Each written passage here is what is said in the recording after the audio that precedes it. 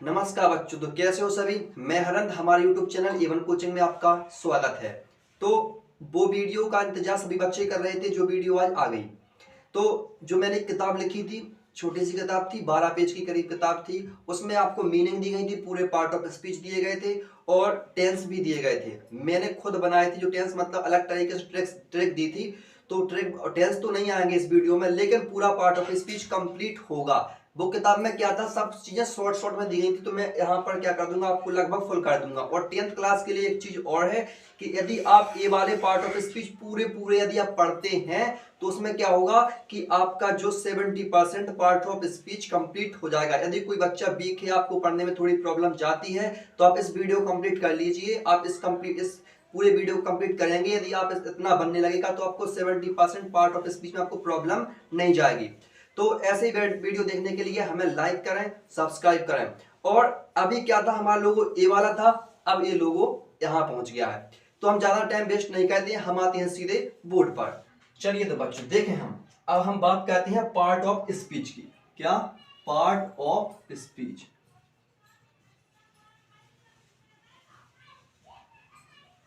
Speech part of speech का हिंदी अर्थ होता है भाषण के प्रकार। क्या होता है? भाषण के प्रकार। भाषण क्या है वैसे? यदि आपने कहीं देखा, कोई फंक्शन होता है, यदि गणतंत्र दिवस का या स्वतंत्रता दिवस का कोई भी फंक्शन मनाया जाता है, तो उसमें क्या होता है, अब कोई टीचर से बोला जाता है कि आप आए और 2 शब्द कहें। तो कोई भी भाषण दिया, ठीक है, उसमें जो शब्द आपसे बोले गए, अब यदि वो भाषण उन्होंने हिंदी में दिए, यदि बात की जाए कि आप इंग्लिश में दीजिए वो भाषण, तो उसमें कुछ शब्द ऐसे यूज होते हैं कि जो कि उसके टेक्स्ट में दिक्कत पड़ती है। तो उसी दिक्कत या समस्या को सॉल्यूशन करने के लिए हमको क्या बनाया गया, ये पार्ट ऑफ स्पीच। भाषण के प्रकार कितने हैं? 8। यदि आप ये सब कंप्लीट करते हो तो आप भाषण दे सकते हो। पहली चीज तो ये है, और आपके ग्रामर में भी यही पार्ट होता है। भाई कोई भी एग्जाम हो, पार्ट ऑफ स्पीच पूछे जाएंगे, क्योंकि देखो क्या क्या आता है पार्ट ऑफ स्पीच में। सबसे पहले तो आता है क्या? नाउन। नाउन नाउन का मतलब क्या होता है? संज्ञा। क्या होता है? संज्ञा। नंबर 2 की बात यदि मैं करता हूं, तो देखो नाउन की बात क्या होता है? प्रोनाउन। प्रोनाउन प्रोनाउन प्रोनाउन का मतलब क्या होता है? सर्वनाम। अब यदि मैं बात करूं सर्वनाम की, देखो सर्वनाम वैसे क्या है, जैसे हमने बोला कि जैसे एक हम यदि बात करूं छोटी सी, तो जैसे कोई एक आईफोन बनाया। क्या बनाया? आईफोन। किसी कंपनी ने क्या बनाया? आईफोन। कोई भी ले लो, हम मानते हैं 14 बनाया, 15 लॉन्च हो गया, उससे क्या करना। तो आईफोन 14 बनाया और उसमें कुछ कमी रह गई, तो उस कमी को पूरा करने के लिए कहा जाता है आईफोन बोले प्रो, 14 प्रो। तो प्रो में क्या हो जाएगा, आपकी जो कमी रह जाएंगी वो प्रो में कंप्लीट हो जाएंगी। तो वहां पर क्या है? संज्ञा है, नाउन है। यदि बात करो प्रोनाउन की, तो जो वहां पर कमी रह गई, वो कमी कहां पर पूरी होगी? प्रोनाउन में पूरी कमी हो जाएगी। तो जैसे लिखा है कि यदि कोई नाउन की बात की जाए, तो कोई नाम, यदि नाम की जगह पर कोई ऐसी चीज आ जाए कि जो नाम ना लिया जाए, उसको लेके हुआ है, तो वो क्या हो जाएगा? प्रोनाउन हो जाएगा। ठीक है। अब बात करो प्रोनाउन के बाद अगली चीज, तो क्या हो जाएगी? वो एडजेक्टिव। क्या हो जाएगी? एडजेक्टिव। एडजेक्टिव को क्या बोलते हैं? विशेषण।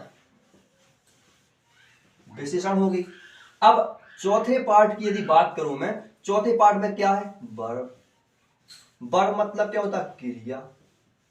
क्रिया के बाद क्या होता है? 5वां एडवर्ब। एडवर्ब को क्या कहते हैं? क्रिया विशेषण। क्रिया विशेषण। ठीक है। अब बात करूं मैं अगले की, एडवर्ब की बात क्या होगा? प्रीपोजिशन। प्रीपोजिशन को क्या कहते हैं? संबंध सूचक।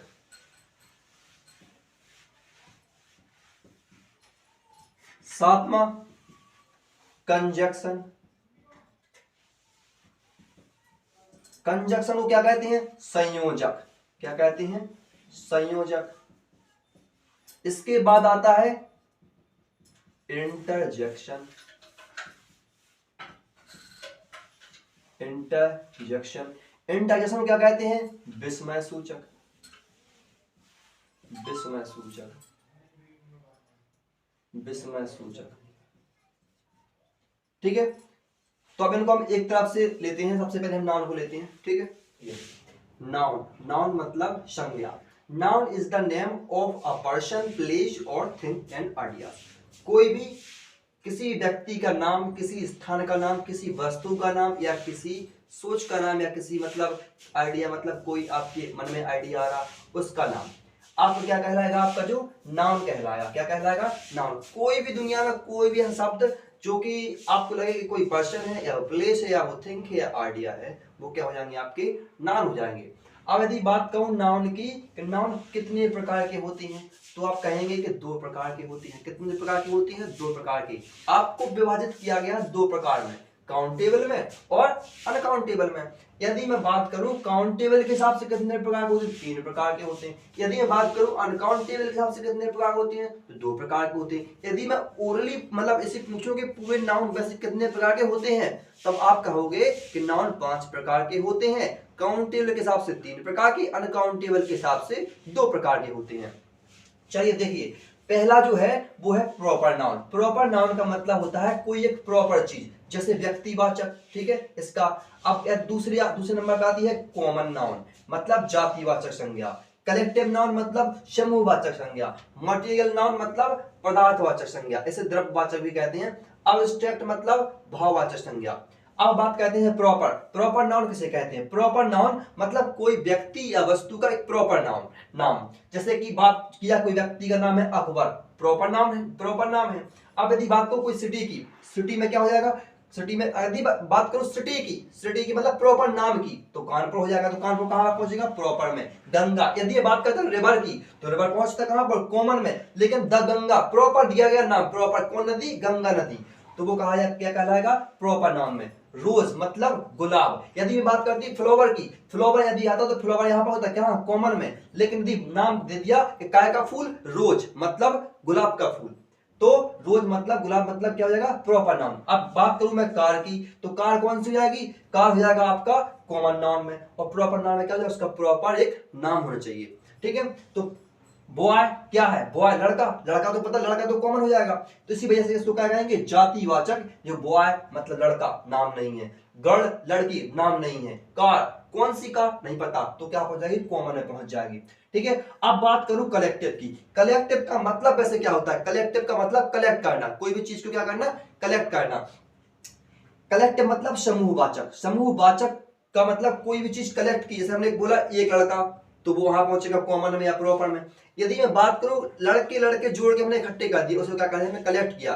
कलेक्ट करके हमने क्या बनाया, ग्रुप बनाया, उसी ग्रुप को क्या कहते हैं, कलेक्टिव नाउन। मतलब कोई टीम बनाई, आर्मी की टीम है, बीजेपी है, कोई क्लास है, इस तरीके से क्या हो जाएगा आपकी जी, कलेक्टिव नाउन में हो जाएंगे। अब बात करते हैं अनकाउंटेबल के हिसाब से, दो प्रकार के होते हैं। अनकाउंटेबल का मतलब होता है जिसे गिना ना जा सके, और काउंटेबल का मतलब जिसे गिना जा सके।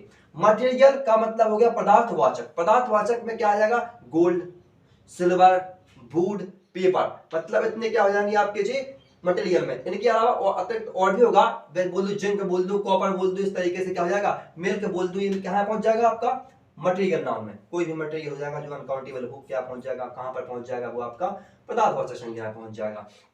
यदि मैं बात करूं अब्स्ट्रैक्ट की, अब्स्ट्रैक्ट का मतलब भाववाचक। बोला कि भाव, आपके भाव क्या है, मतलब कोई भी चीज का भाव। हम यदि बात करूं कि कोई एक ईमानदारी मतलब ऑनेस्टी, ऑनेस्टी क्या है, आप इसे गिन सकते नहीं गिन सकते, तो ऑनेस्टी क्या हो जाएगा, अब्स्ट्रैक्ट नाउन। पॉवर्टी गरीबी, गरीबी भी अनकाउंटेबल हो जाएगा। शोरो, ठीक है, इस तरीके से क्या हो जाएगा जी, सब हो जाएंगे आपके नाम हो जाएंगे, इस तरीके से आपका टाइप। अब बात की जाए 10th क्लास में पूछे कैसे जाती हैं। 10th क्लास में कैसे पूछे जाते हैं, हमने बोला कि रोहन,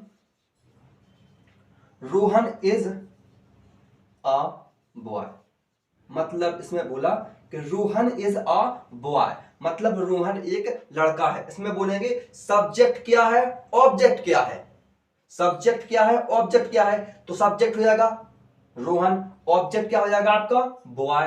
अब बात की जाए कि इसमें जो सब्जेक्ट है वो कौन सा नाउन है, तो वो कौन सा नाउन हो जाएगा आपका, प्रॉपर नाउन, क्योंकि वो प्रॉपर एक नाम है। यदि बात करूं ऑब्जेक्ट कौन सा नाउन है, तो वो कौन सा नाउन हो जाएगा आपका, कॉमन नाउन हो जाएगा। यदि मैं बात करूं अगले की, जैसे यदि मैं पूछूं कि this ring is made of gold,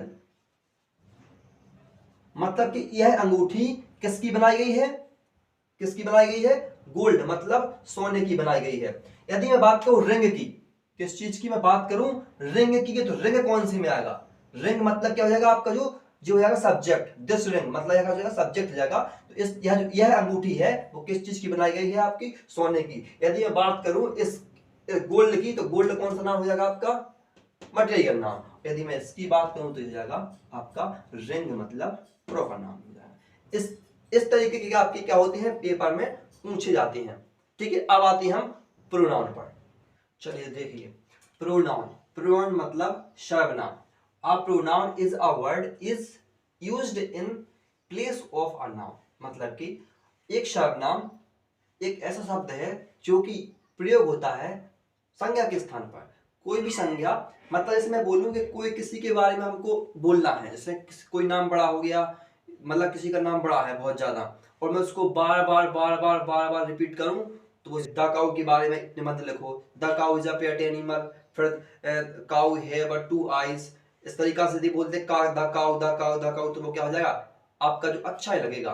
तो इसी वजह से प्रोनाउन का प्रयोग किया गया। जैसे बोला कि जैसे सबसे पहली बात होती है प्रोनाउन की, तो the cow is a pet animal. दूसरी लाइन में क्या होता है, सी हैज टू आईज। इसका मतलब हो जाता है कि जो काउ की जगह पर सी का प्रयोग किया गया है, वो सी क्या है आपका, वही क्या है आपका प्रोनाउन है। ठीक है, तो ये हो गया प्रोनाउन। अब बात करते हैं काइंड्स ऑफ प्रोनाउन की। प्रोनाउन को कोई 8 भाग में बांटता है, कोई 9 में, कोई 10 में, कोई 11 में। ठीक है, तो इस तरीके से हालांकि होते 9 प्रकार के हैं, हम आपको बता देंगे 11 प्रकार के, कह देंगे 11 प्रकार के, बता देंगे हम तुमको 11 प्रकार के हो गए, गिनवा देंगे हम तुमको कि ये 11 प्रकार के हो गए हैं। तो सबसे पहले बात की जाए आपकी इनकी प्रोनाउन की, तो प्रोनाउन होते कौन कौन से हैं, आई मीन्स क्या होता है मैं, उसे मुझे भी बोल सकते हैं, मेरा ही बोल सकते हैं। बी मीन्स क्या होता है हम, बी मीन्स होता है हम, हमें, हमारा, बी मीन्स यू, तुम, तुम्हें, तुम्हारा, बे उन्हें, दे मीन्स कहेंगे, वह उसे, ही मीन्स कह देंगे, वह उसे, सी मीन्स कह देंगे, क्योंकि ए ही प्रयोग होता है आपका पुल्लिंग के लिए और सी प्रयोग होता है आपका स्त्रीलिंग के लिए, और यह या इसका, इस तरीके से आपको क्या कह देंगे, इट में कह देंगे। अब यदि बात करो इन सब का नॉमिनेटिव, नॉमिनेटिव केस, देखो ये क्या हो गया आपके सर्वनाम हो गए। अब बात करता हूं नॉमिनेटिव केस की। नॉमिनेटिव केस का मतलब कर्ता के रूप में यदि आता है, क्या इतने शब्द यदि ये कर्ता के रूप में आते हैं तो आई बोलेंगे, we, you, they, he, she, it, जैसे मैंने बताया यहां पर। अब बात करूं first person, second person, third person की। फर्स्ट पर्सन आते कहां से, मैंने बोला मैं, मैंने क्या बोला मैं मतलब कोई एक व्यक्ति आया, अभी ओनली कितना व्यक्ति आया, मैं आया ना। अब यदि बात बोलूं हम, तो एक व्यक्ति आया। यदि बोलो तुम, तो तुम में क्या हो जाएगा, हमने बोला तुम, इसका मतलब हो गया कि हम भी हैं और तुम भी हो, दो व्यक्ति हो जाएंगे, तो उसको क्या बोल देंगे हम, सेकंड पर्सन बोल देंगे तुम के लिए। ठीक है, अब यदि बात करूं बे, वह, ही, सी, इट, यदि ये बोलोगे वह है, तो हम ये बात आपसे कहेंगे कि वह है, या बे आपसे कहेंगे, तो हम भी शामिल, वो भी, तुम भी शामिल, और जिसकी बात हो रही वो भी शामिल, तो क्या हो जाएगा आपके, वो कहलाएंगे थर्ड पर्सन। क्या कहलाएंगे वो आपके, थर्ड पर्सन। तो इसे कहेंगे हम क्या, थर्ड पर्सन, इस तरीके से हो जाएंगे। अब यदि बात करूं इसी की, यदि यही मीनिंग यदि आती है आपकी ऑब्जेक्ट के रूप में, मतलब ऑब्जेक्टिव केस में, तो क्या हो जाएगा, उसका मीनिंग आएगा मी हो जाएगा, और यहां पर क्या हो जाएगा अस, यहां पर यू, यहां पर देम, यहां पर क्या सी का हर, इट का इट ही रहेगा। यदि बात करूं मैं पॉजिटिव केस की, यदि मैं संबंध व्यक्त कराऊं कि यह पेन जो क्या है तुम्हारा है, या यह पेन तुम्हारा है, या यह तुम्हारा पेन है, तो क्या कर दिया, पेन का संबंध आपसे जोड़ दिया, क्या कर दिया, आपका संबंध पेन से जोड़ दिया। इसी वजह से इनको क्या इस तरीके से कह देंगे। तो जैसे मेरा बोला था कि यह गाय तुम्हारी है, या मेरी है, या मेरा है, मतलब या कुछ भी चीज है, तो इस तरीके से हो जाएगा। और अब यदि मैं बात करूं, इतनी सब चीजें क्या हो जाएंगी आपकी, नॉमिनेटिव केस, ऑब्जेक्टिव केस और संबंध कारक मतलब पॉजिटिव केस। ठीक है जी, आपके क्या होगा, प्रोनाउन के केस हो गए। अब यदि मैं बात करूं, सबसे पहला नाम होता है आपका पर्सनल नाउन। क्या होता है, personal pronoun, personal pronoun. Personal pronoun का मतलब होता है पुरुषवाचक सर्वनाम। क्या? पुरुषवाचक, मतलब कोई पुरुषवाचक हो जाएगा। तो ये सब क्या है आपके, यही तो है पुरुषवाचक सर्वनाम। क्या है ये? पुरुषवाचक सर्वनाम। नंबर 1 हो जाएगा आपका ये। क्या हो जाएगा आपका? नंबर 1, मतलब पुरुषवाचक सर्वनाम। यदि मैं बात करूं अगली पजेसिव प्रोनाउन की, यदि मैं बात करूं अगली पजेसिव प्रोनाउन की, तो जे क्या हो जाएंगे आपके, जे जो माई, जी क्या है आपके पजेसिव केस है। यदि मैं बात करूं पजेसिव प्रोनाउन की, तो एक माई का क्या हो जाएगा? माइन, अवर का अवर्स, योर का योर्स, देयर का देयर्स, हर का हो जाएगा आपका जो हर्स, इट्स का हो जाएगा। ठीक है, ठीक है। तो ये क्या हो जाएंगे आपके, जो हो जाएंगे। अब देखो इसमें फर्क कितना है, इसमें फर्क की बात जब एग्जांपल बताएंगे हम आपको, तो आपको फर्क समझ में आएगा। जैसे लिखा कि थोड़ा सा फर्क होता है। जैसे हमने बोला कि यह है कुत्ता तुम्हारा है, ठीक है, पहला हो गया। अब दूसरे की बात करूं कि यह है तुम्हारा कुत्ता है, ठीक है। अब यह कुत्ता तुम्हारा, यह तुम्हारा कुत्ता है। देखो इसमें क्या फर्क हो गया कि जो यह तुम्हारा कुत्ता है ये सिंपल बन जाएगा कि this is your dog, this is your dog, ये सिंपल तरीके से बन जाएगा। लेकिन अब इसकी बात करूं कि यह कुत्ता तुम्हारा है, तो क्या बनेगा ये? दिस डॉग, साथ में बन जाएगी इसकी मीनिंग, दिस डॉग इज। अब तुम्हारा की मीनिंग क्या बनेगी? तुम्हारा की मीनिंग बनेगी यू के हिसाब से, क्या? योर्स। क्या बनेगी? योर्स। बस फर्क केवल इतना है पजेसिव प्रोनाउन में। तो नंबर 2 क्या हो जाएगी? सबसे पहले बताया हमने पर्सनल, दूसरी बताया आपको पजेसिव। अब बात करते हैं तीसरे प्रोनाउन की। तीसरा प्रोनाउन कौन सा है आपका? रिफ्लेक्सिव प्रोनाउन, जिसको हम हिंदी में कहते हैं निजवाचक सर्वनाम। तो निजवाचक में क्या है? कोई बात अपने की बात की जाती है। निजवाचक प्रोनाउन वैसे है क्या? हम बात करें मतलब निजवाचक का मतलब कोई चीज अपने आप को करे। जैसे हम क्या बात करें कि यह काम तुम खुद करोगे, तो इसका मतलब है खुद की बात यदि की जाए तो इसे क्या कहेंगे हम? Reflexive pronoun. मतलब इसको क्या कहेंगे? My self, our self, your self, their self. अब जी कुछ में सेल्फ लिखा, कुछ में सेल्फ लिखा। यदि बात है सिंगुलर की, सिंगुलर की बात करूं तो सेल्फ, यदि बात करूं प्लूरल की तो क्या आ जाएगा? सेल्फ। बस यू, योर में क्या हो जाएगा आपका? सेल्फ भी आ सकता है और सेल्फ भी आ सकता है, ठीक है। अब जैसे फर्क हमने यहां पर बताया, ऐसे फर्क होती है रिफ्लेक्सिव और एम्फेटिक में। इसमें क्या फर्क होता है बताओ यहां पर दो बगल में। अब यदि ये बात करूं कि मैं यह काम खुद करूंगा, जी बात हो गया मैं यह काम खुद करूंगा, जी बात हो गई किसकी? रिफ्लेक्सिव की। अब बात आती है इसमें, मैं यह काम खुद ही करूंगा।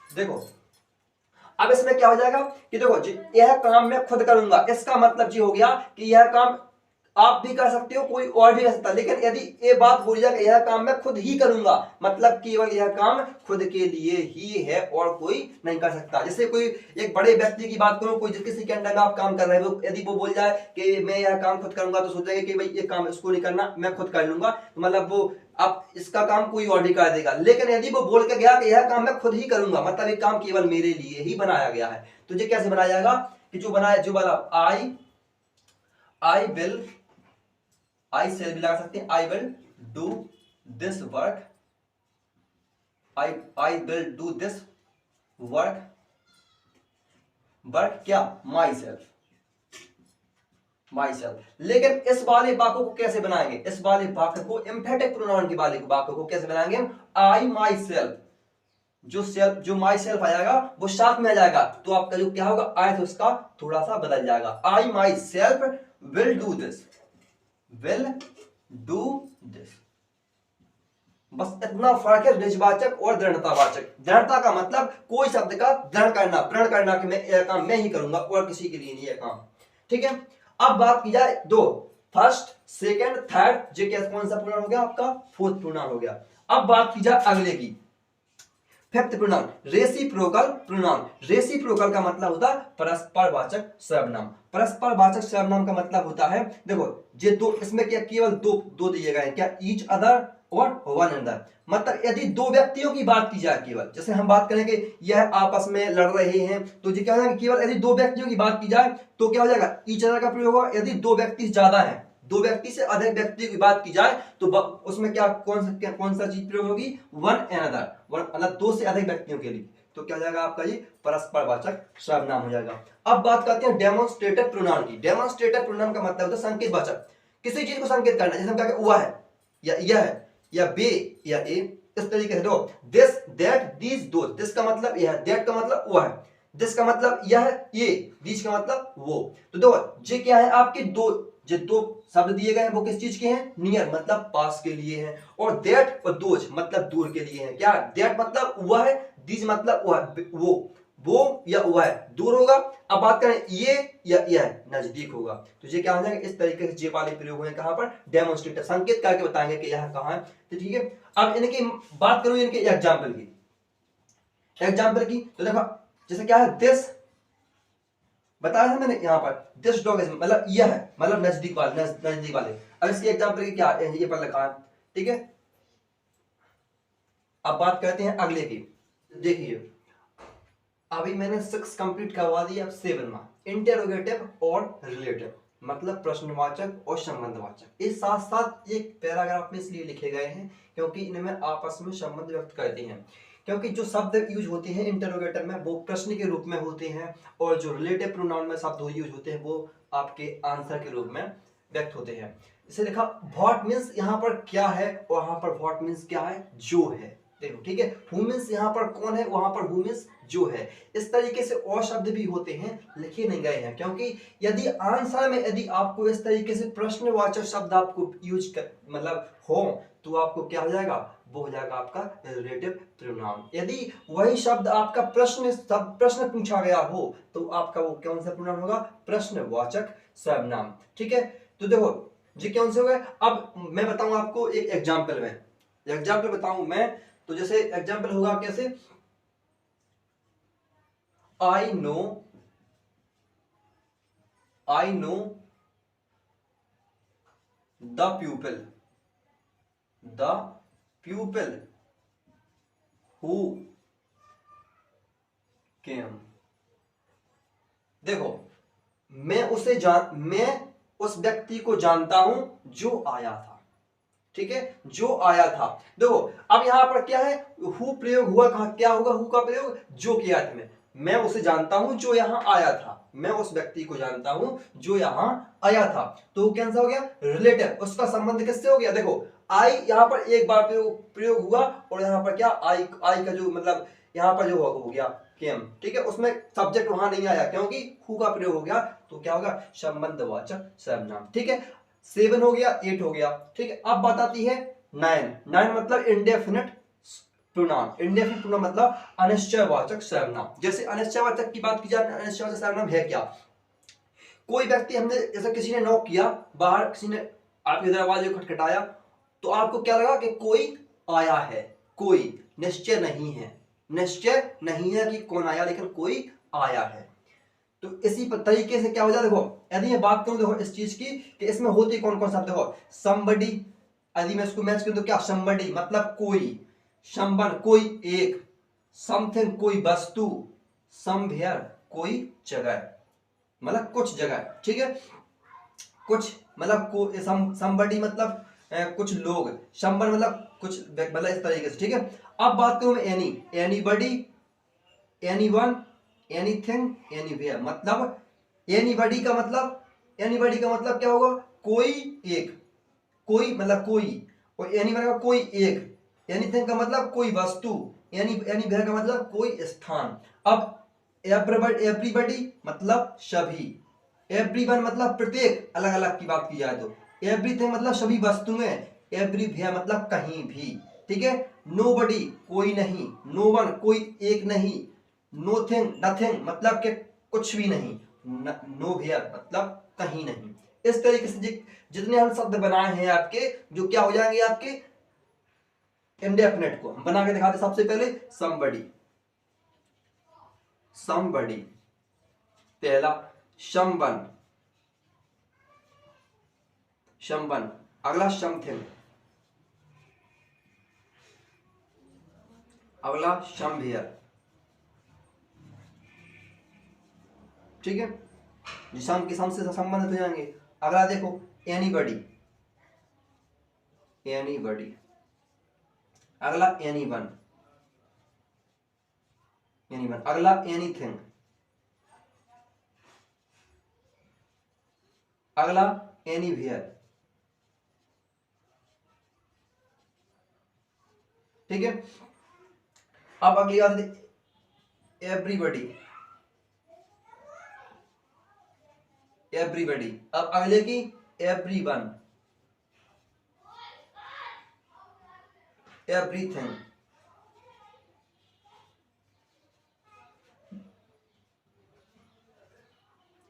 नो करना, वो sorry, no every, everywhere, everywhere, ठीक है। अब नो संबंध, नो बडी,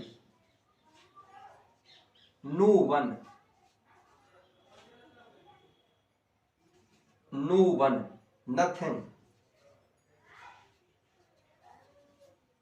नो वेयर। जो इतने सारे शब्द आपके जो प्रयोग होंगे वही क्या कहलाएंगे, आपके अनिश्चयवाचक सर्वनाम। देखो इतने शब्द प्रयोग होंगे, आप किसी की भी मीनिंग उठाकर देख लो, इसकी कोई निश्चय नहीं होगा। एवरीथिंग, एवरीथिंग का मतलब कोई, मतलब एवरी का मतलब था प्रत्येक वस्तु, कोई निश्चय नहीं है, प्रत्येक वस्तु, ठीक है। एनीथिंग मतलब कोई वस्तु, नथिंग कोई भी नहीं, मतलब कोई भी नहीं, मतलब कुछ भी वस्तु नहीं। तो भाई निश्चय नहीं है किसी में, कोई इतने शब्द हैं इनमें क्या है, निश्चय नहीं है। तो आपका ये नौवां सेंटेंस, नौवां प्रोनाउन क्या हो जाएगा, खत्म हो जाएगा।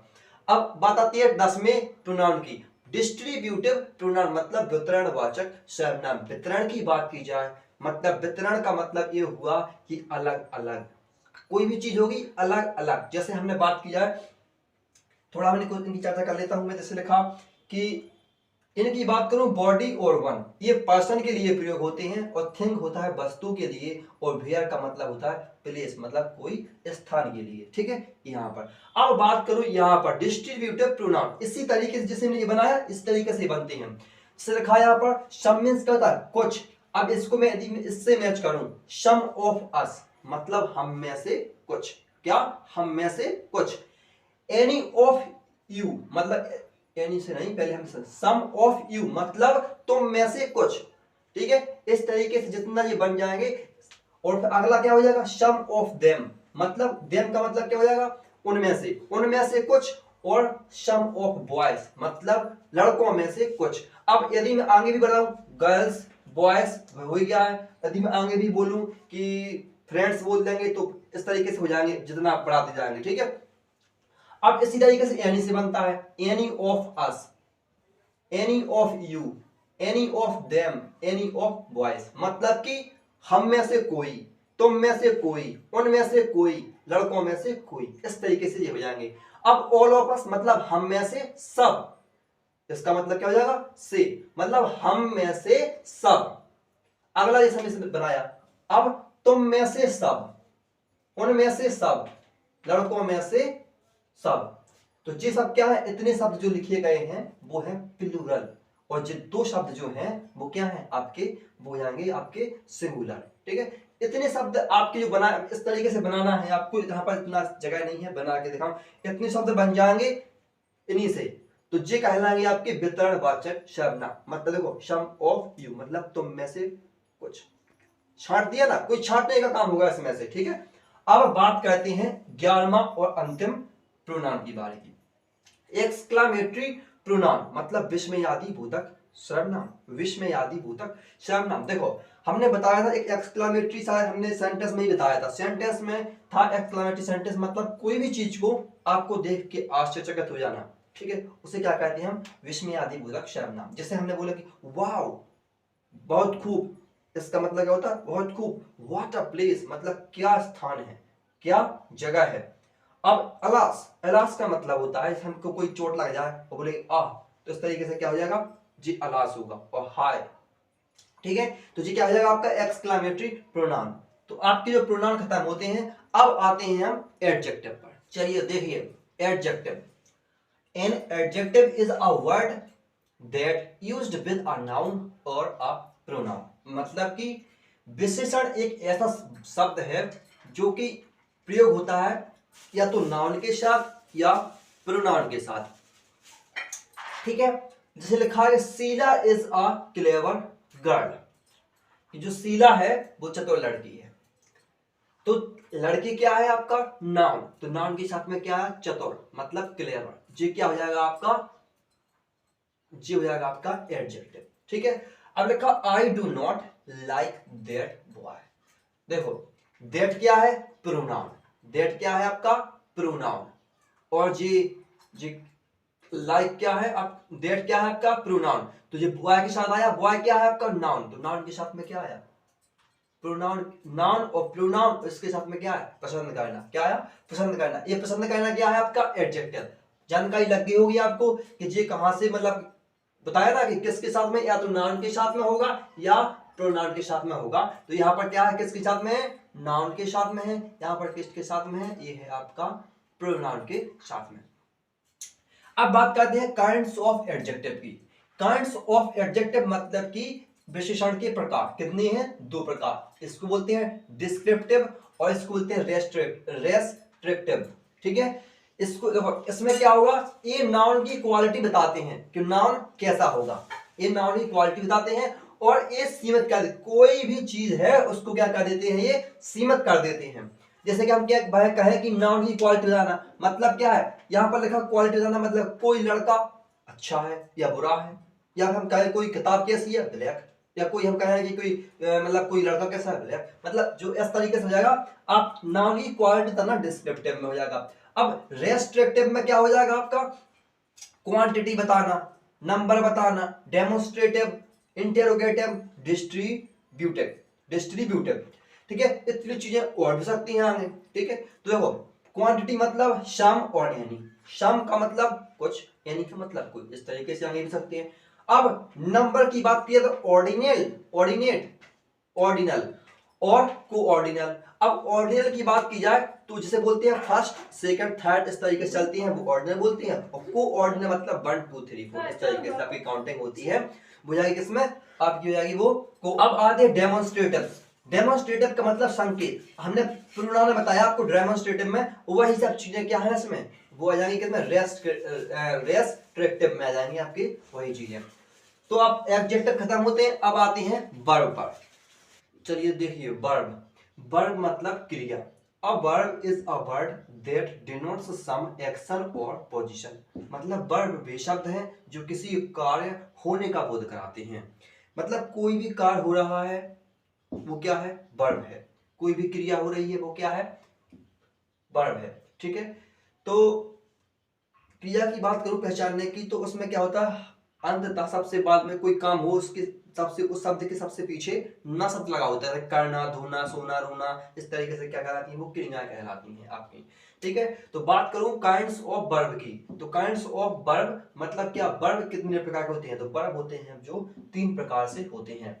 Number 1 translative verb. Translative verb, translative verb क्या होती है, सकर्मक। सकर्मक क्रिया क्या होती है, वे क्रिया जिनके साथ ऑब्जेक्ट लगा होता है। जैसे कि मोहन प्लेड क्रिकेट, देखो प्लेड क्या है एक क्रिया है, इनके साथ क्या लगा हो ऑब्जेक्ट, क्या खेल रहा है क्रिकेट खेल रहा है, मोहन क्रिकेट खेलता, खेलता नहीं है, मोहन प्लेड क्रिकेट। इसका मतलब क्या हो जाएगा कि मोहन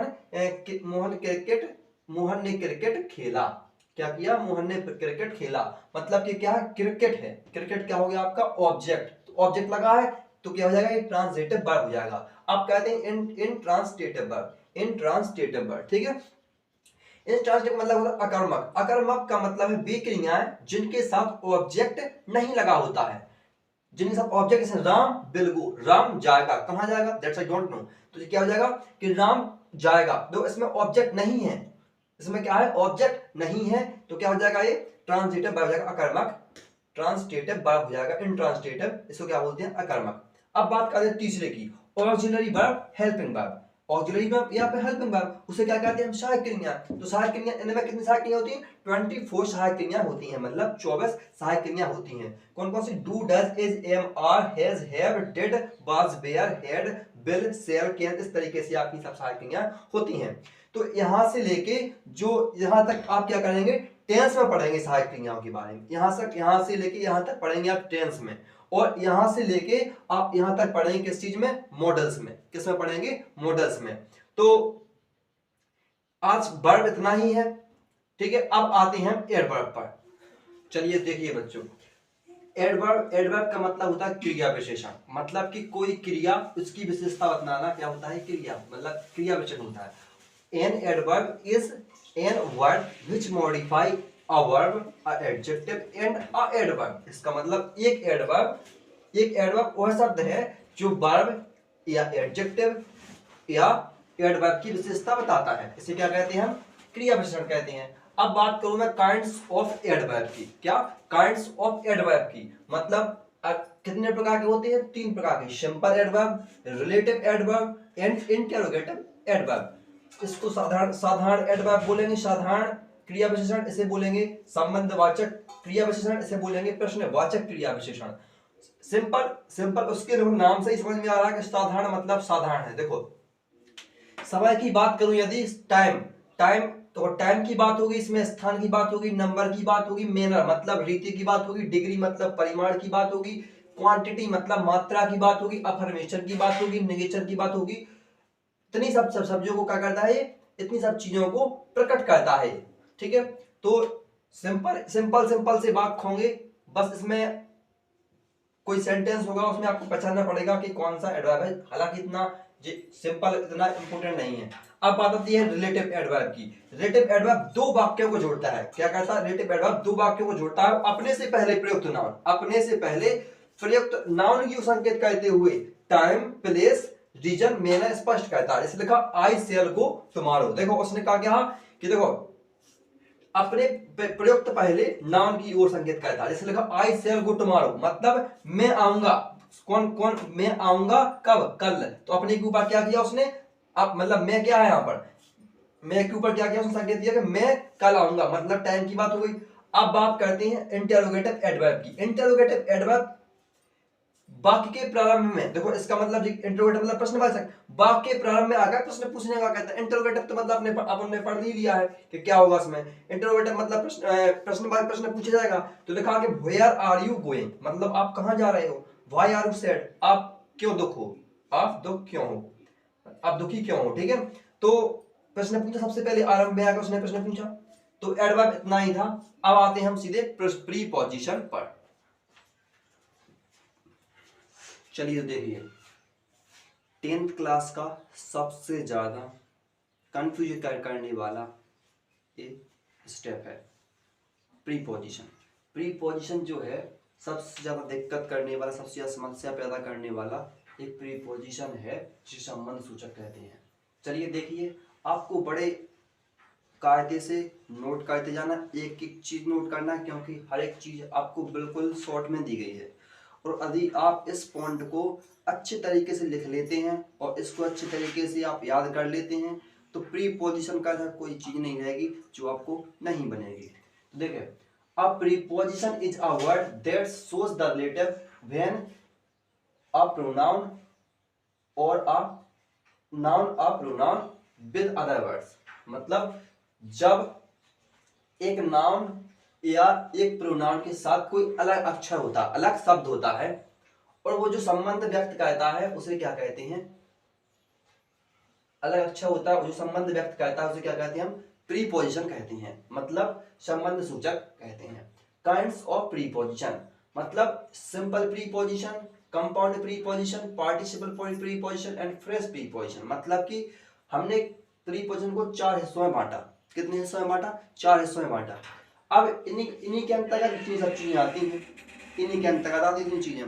तो ये और ए आपके लिए इंपॉर्टेंट नहीं है, हालांकि आप इसको याद कर सकते हैं छोटे बच्चे, लेकिन यदि आप बड़ी क्लास के बच्चे हैं तो आपको ये याद करने की जरूरत नहीं है। बस इनके जो प्रयोग होते हैं ये सारे, इनको आपको मतलब याद करना और इनके स्टेप को समझना, हर एक चीज आपको इंपॉर्टेंट रहेगी।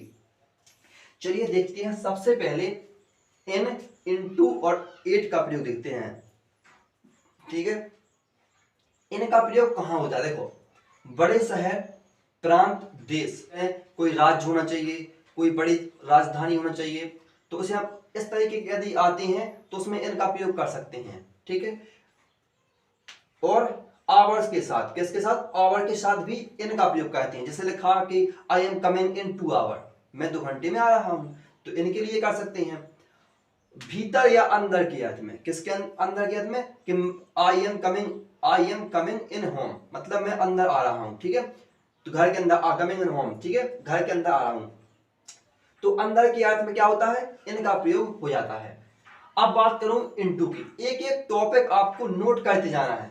इनटू का देखो लिखा, इनटू एक वस्तु से दूसरी वस्तु में परिवर्तन के लिए। इनटू का प्रयोग कहां, एक वस्तु से दूसरी वस्तु में। से हमने बोला कि मैंने मिट्टी से कोई मूर्ति बनाई, मैंने कोई मिट्टी से कोई मूर्ति बनाई, मतलब मड इनटू मतलब मड इनटू मतलब मूर्ति के लिए मैं कुछ मतलब कोई ऐसे मतलब पॉट बना दूं कि डॉग, तो मैं क्ले इनटू द डॉग, तो मैंने क्या किया, मिट्टी से क्या बनाया, एक कुत्ता बनाया। तो उन्हें क्या हो जाएंगे, एक वस्तु मतलब एक वस्तु से दूसरी वस्तु बनाई ना, मिट्टी से मैंने क्या बनाया, दूसरी वस्तु बनाई। तो या धातु से हम कहेंगे दिस, जैसे हम बोल देंगे कि गोल्ड इनटू द रिंग, मतलब कि कैसे परिवर्तन हो गई है, कि जो गोल्ड था वो कैसे परिवर्तन हो गया, आपका अंगूठी यहाँ परिवर्तन हो गया है। तो इस तरीके से इनटू का प्रयोग किया। अब भीतर या अंदर के अर्थ में देखो, वहां पर भी भीतर या अंदर के अर्थ में था, यहाँ पर भी भीतर के अंदर के में देखो।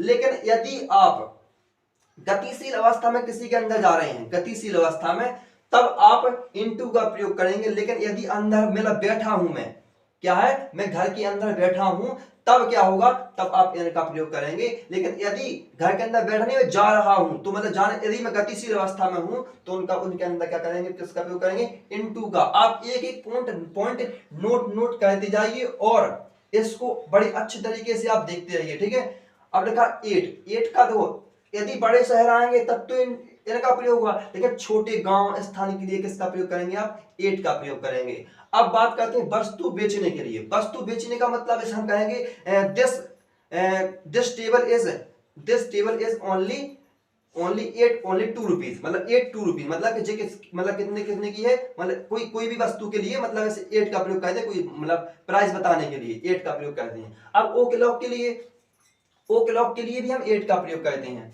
ठीक है, तो n into 8 का खिताब पे जो पोर्शन है वो खत्म हो जाता है। अब बात करते हैं बिटवीन और अमंग का। बिटवीन और अमंग, इसका अर्थ होता है बीच में। इसका क्या अर्थ होता है, बीच में। उसका अर्थ होता था मैं, उसका अर्थ होता था क्या, मैं। इसका अर्थ होता है बीच में। देखो, जब एक को दो के बीच में बताया जाए, जब एक को दो के बीच में बताया जाए तो आप बिटवीन का प्रयोग करेंगे। लेकिन जब एक को अनेकों के बीच में बताया जाए तो आप अमंग का प्रयोग करेंगे। आप इसको अच्छी तरीके से नोट कर लीजिए, क्योंकि ये ज्यादातर पूछा जाता है। जैसे हम कहें कोई भीड़ में बैठा कोई व्यक्ति, तो हम कहेंगे कि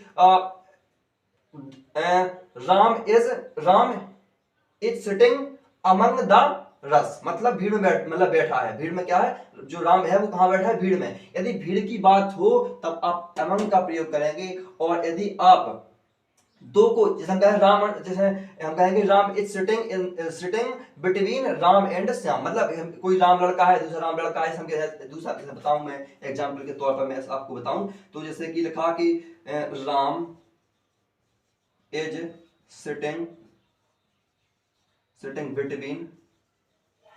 बिटवीन किस के बीच में, श्याम एंड मोहन। हम ये बोल देते हैं श्याम एंड मोहन। ठीक है, तो जो राम बैठा है वो कहां पर बैठा है, किसके बीच में, श्याम और मोहन के बीच में बैठा है। दो की बात हो तब आपको क्या करना है, आपको बिटवीन का प्रयोग करना है। यदि जैसे हमने बताया था भीड़, यदि दो दिए जाए तब तो आप भीड़ की बात करेंगे तो अमंग का प्रयोग करेंगे। लेकिन यदि बिटवीन और अमंग और एक अमंगस्ट दिया गया हो, कैसा, या दिया गया हो अमंग, अमंगस्ट, ठीक है, तब आप इसका प्रयोग करेंगे भीड़ में। केवल 3 के लिए आप इसका प्रयोग करेंगे, और 3 से अधिक होगा तो आप इसका ज्यादा ही अधिक हो तो अमंगस्ट का प्रयोग करेंगे। ठीक है, इसको ध्यान देना। अब बात आती है ऑन और अपॉन की। देखो, ऑन का प्रयोग पर के अर्थ में होता है, अपॉन का प्रयोग भी पर के अर्थ में। देखो, किसी वस्तु पर स्थिर, यदि मैं कहूं टेबल पर पेन रखा है, ठीक है।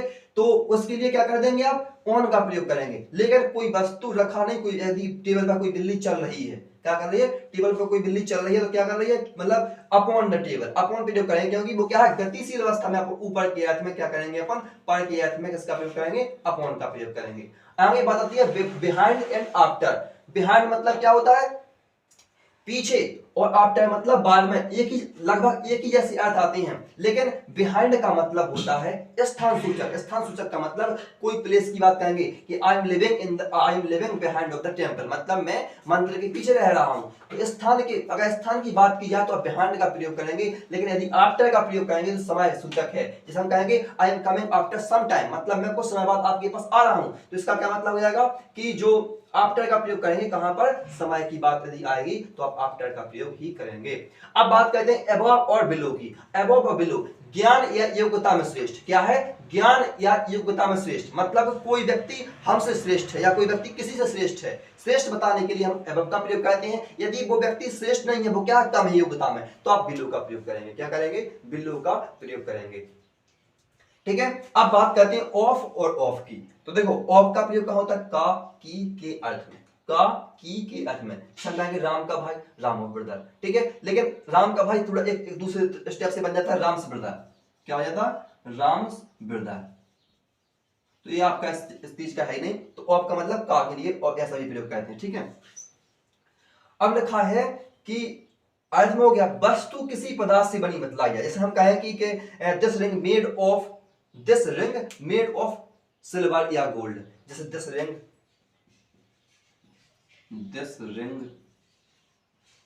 इज मेड ऑफ गोल्ड, ठीक है। तो ये जब कोई वस्तु किसी पदार्थ से बनी बतलाई जाए तो आप ऑफ का प्रयोग करते हैं, ठीक है। अब बात करते हैं ऑफ का, ठीक है। ऑफ का मतलब से दूर, से अलग, से नीचे के अर्थ में ऑफ का प्रयोग करेंगे। जैसे कोई व्यक्ति किसी से अलग हो रहा है, या कोई जैसे कहीं पेड़ में कोई पत्ता लगा है वो टूट रहा है, तो इसमें ऑफ का प्रयोग करेंगे, जिससे कोई अलग होगा, ठीक है। बाय विद फ्रॉम, बाय और विद और फ्रॉम। देखो बाय के लिए जब हम कहेंगे वाहन से यात्रा करना बतलाया जाए, वाहन से यात्रा करना यदि बताया जाए तो आपको बाय को प्रयोग करना है। जैसे I am coming by bicycle, मतलब मैं यहाँ किससे आ रहा हूँ, साइकिल से आ रहा हूँ। तो बाय के लिए वाहन के साथ के क्या करेंगे प्रयोग, बाय का। अब किसी के द्वारा कार्य किया गया है, किसी व्यक्ति ने किसी को मारा, Ravan was killed, Ram has killed by Ram, ठीक है।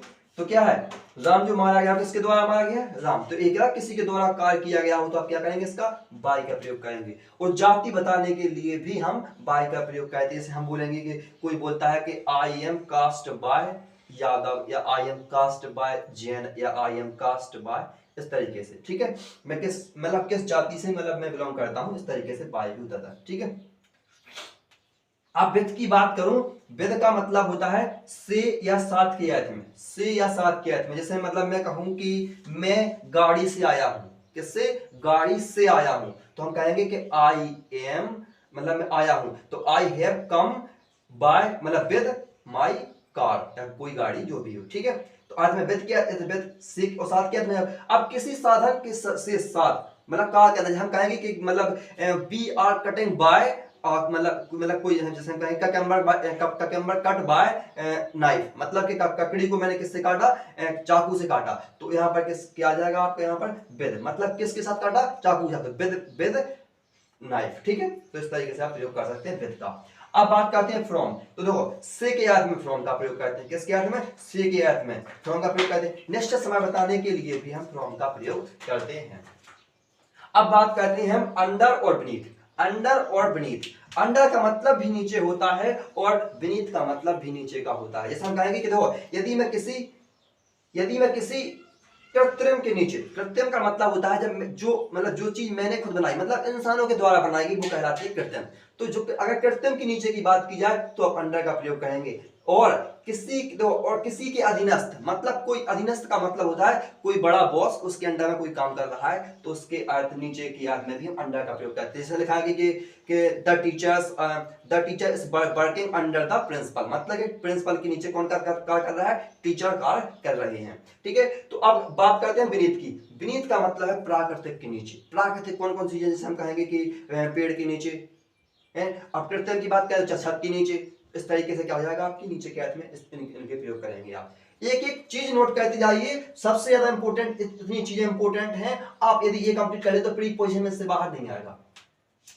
टेल और टू, टेल का मतलब समय प्रकट करने के लिए, टेल समय प्रकट करने के लिए, और टू स्थान प्रकट करने के लिए। जी लगभग किस तरीके से है, हम बात करें कि जी इस तरीके से हो जाएगा लगभग जी। ठीक है, समय प्रकट करने के लिए क्या हो जाएगा, ये टेल, और स्थान प्रकट करने के लिए क्या होता है, ये स्थान प्रकट करेंगे जो टू हो जाता है। तो अब आते हैं कंजक्शन पर।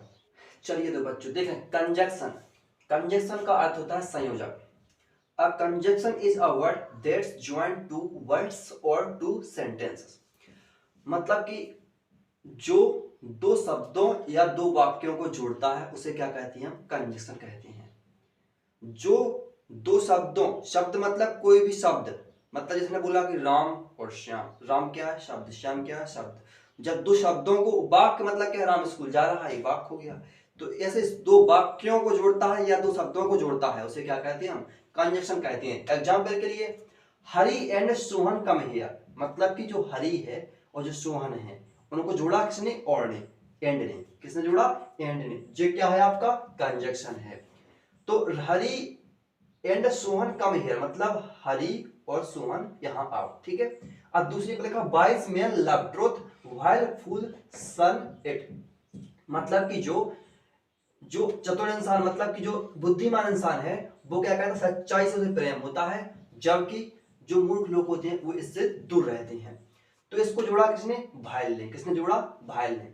भायल का अर्थ होता क्या, जबकि। तो ये भायल क्या हो जाएगा आपका, कंजक्शन। तो जो दूसरे नंबर पर इंपॉर्टेंट टॉपिक है वो है आपका कंजक्शन।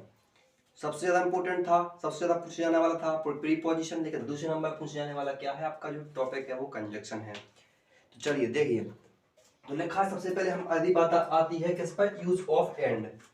यूज ऑफ एंड के पहले हम एक चीज देखते हैं, काइंड्स ऑफ कंजक्शन।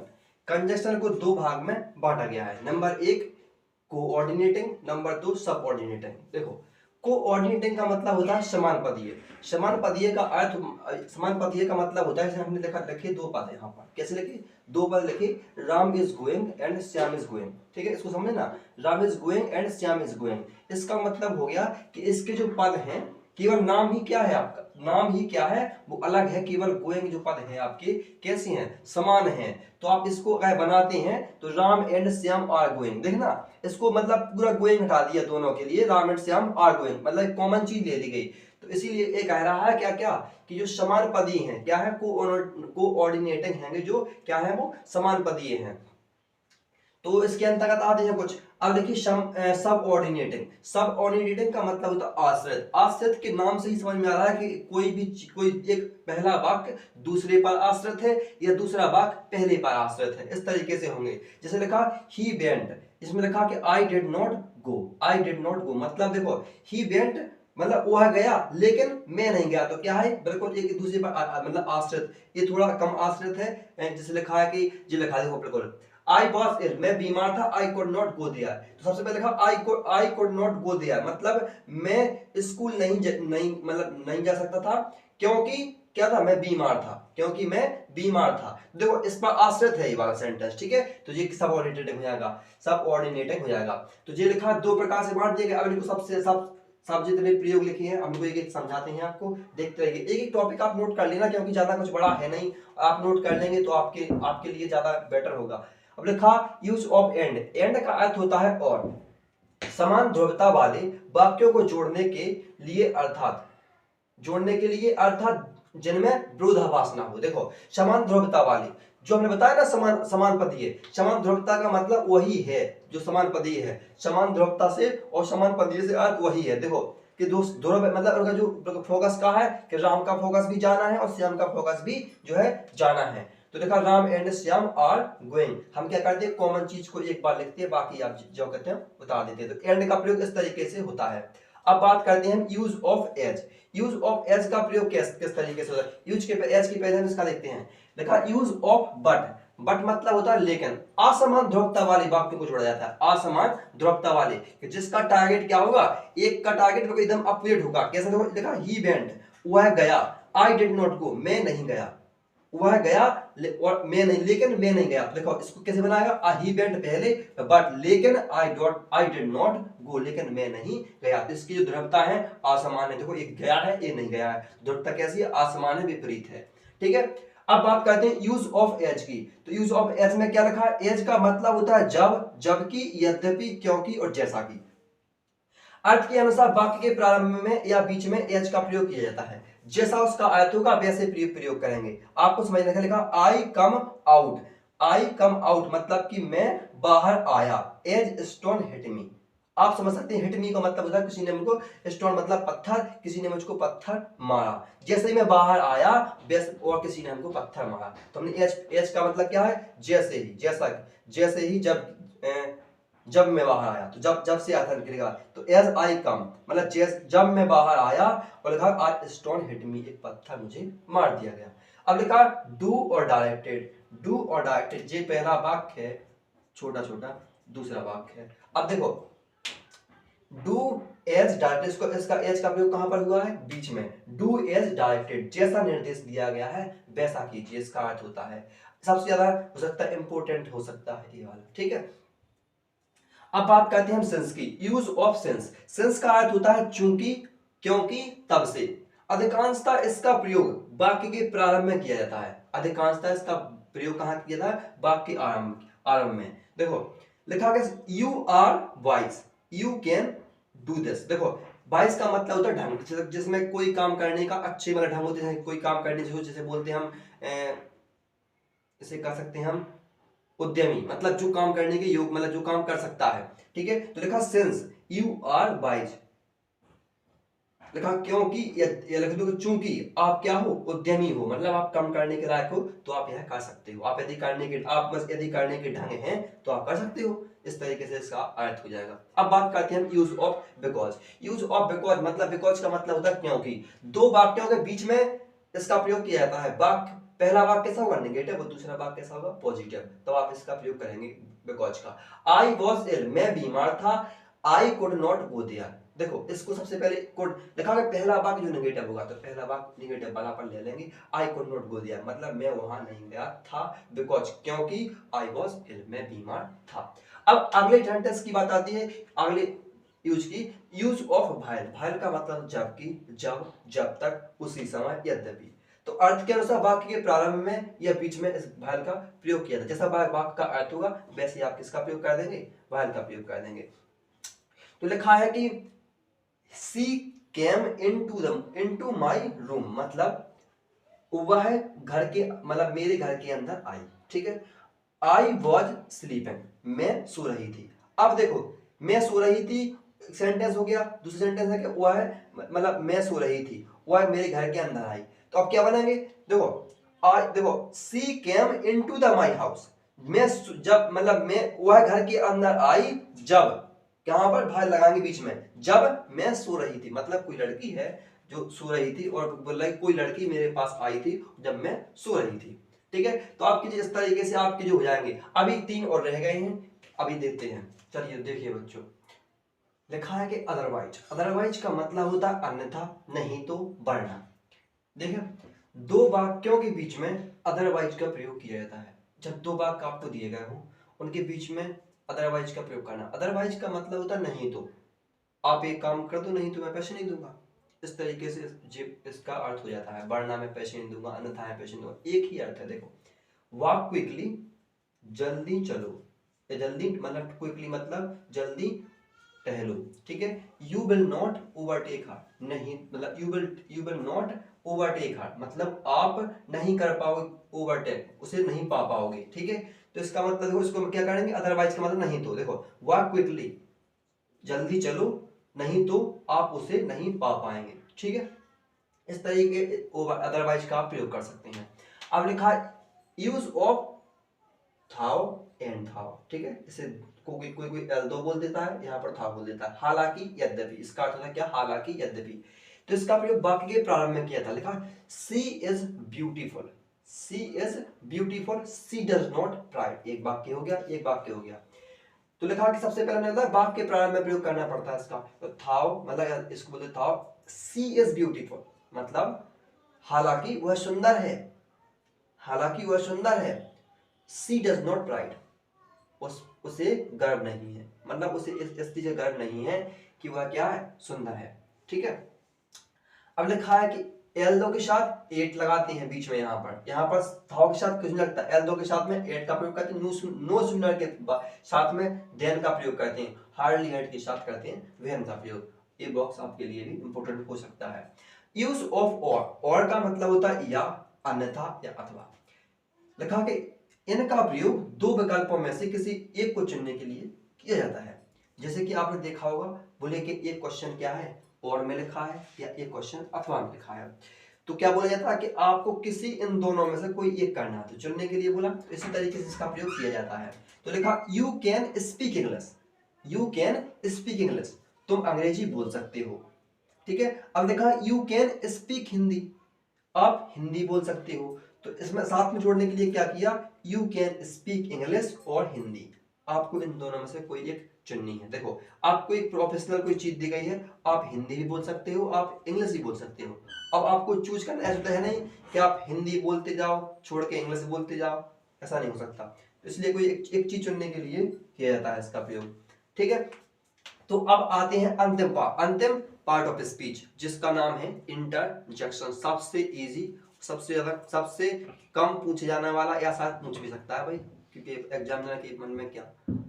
चलिए तो बच्चों, पार्ट ऑफ स्पीच का अंतिम भाग, इंटरजेक्शन, विस्मयादि बोधक। देखिए इंटरजेक्शन हम हल कह सकते हैं कि एकदम इजी पार्ट है, क्योंकि जो ये मार्क लिखा है यहाँ पर, इस मार्क का प्रयोग किया जाता है, जिसे कहते हैं विस्मयादि चिन्ह, मतलब विस्मयादि बोधक चिन्ह। ठीक है, तो इस तरीके का चिन्ह से, आप चिन्ह से ही पहचान सकते हैं कि ये क्या है, इंटरजेक्शन लिखा है। तो लिखा है an interjection is a word used merely to express some sudden feeling of the mind, मतलब अपने माइंड में, अपने दिमाग में कोई ऐसी चीज देखने से एकदम उठने वाले उद्गारों या भावनाओं को प्रकट करने के लिए जो शब्द प्रयोग होते हैं, उसे हम क्या कहते हैं, इंटरजेक्शन कहते हैं।